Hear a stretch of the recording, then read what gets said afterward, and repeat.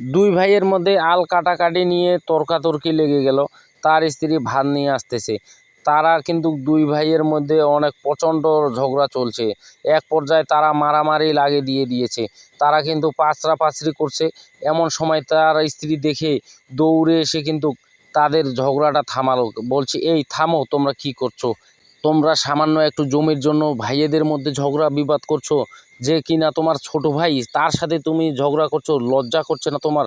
সামান্য জমির জন্য তুমি ছোট ভাইয়ের সাথে ঝগড়া করছো। তার স্বামী বলছে, আরে সে আমার পরিবারের কি হয়? তা সে বলছে, বাহ, একটা পরের ঘর থেকে নারীকে এনে তুমি নিজের পরিবারের বানিয়ে নিতে পারো, আর যে কিনা তোমার ছোট ভাই, সারা জীবন একসাথে বড় হয়েছো, একসাথে খেয়েছো। স্বামী বলছে, তুমি এর জন্য আমার সাথে ঝগড়া করছো? হ্যাঁ, আমি ওর জন্য ঝগড়া করছি। আমি থাকতে এই তোমাদের ভাইয়ের মধ্যে কখনো বিবাদ লাগতে দেব না।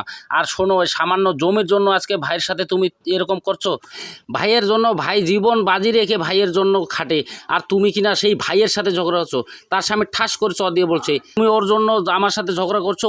সে তোমার কি হয় আর আমি তোমার কি হই? তুমি ওর জন্য আমার সাথে ঝগড়া করছো? তুমি আমার কি হও শুনবে? তাহলে শোনো, তুমি আমার কাছে ঈশ্বরের মতো, ঈশ্বর, ঠিক আছে? আর এ হচ্ছে, এই যে দেখছো, এ আমার হচ্ছে দেবর, সে কিনা আমার সন্তানের মতো। আজ তুমি ওর সাথে ঝগড়া করছো, এটা সন্তানের সাথেও হতে পারে। তো দেখো, তাই ছোট ভাইয়ের সাথে বিবাদ না করে আমি বলছি, মিলেমিশে একসাথে থাকার চেষ্টা করো। আর আমি থাকতে তোমাদের এই সংসারে ভাইয়ে কখনো দ্বন্দ্ব লাগতে দেব না। তো এটাই আমার তোমাদের কাছে চাওয়া। আর শোনো, তোমরা যদি আমার কথা না শোনো, তাহলে তোমাদের এই বাড়ি ছেড়ে আমি চলে যাব। সে বলছে, আরে ভাইয়ের জন্য তো ভাই নিজের জীবন বাজি রেখে ভাইয়ের পাশে দাঁড়ায়, আর তোমরা কিনা সামান্য জমির জন্য নিজেদের মধ্যে ঝগড়া বিবাদ করছো। এটা এরকম হলে আমি তোমাদের এখান থেকে চলে যাব।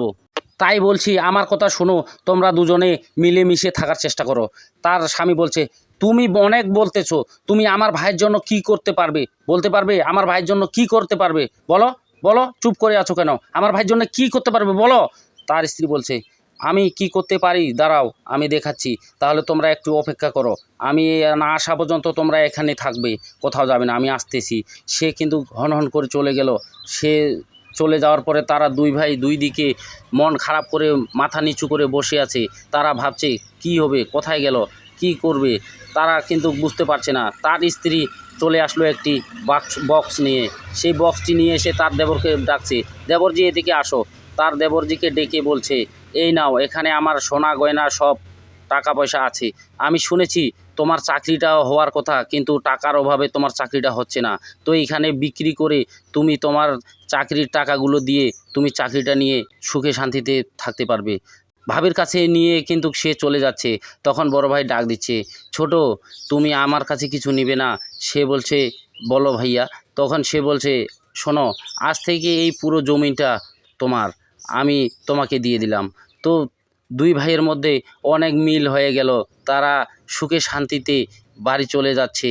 দেখেন, এরকম ভাইয়ের প্রতি ভাইয়ের ভালোবাসা দেখে তো ভাই বড় ধন, রক্তের বাঁধন, যদিও পৃথক হয় নারীর কারণ। তো এখানে কিন্তু নারীর কারণেই আজ ভাইয়ের প্রতি ভাইয়ের ভালোবাসাটা অক্ষত হয়ে গেল।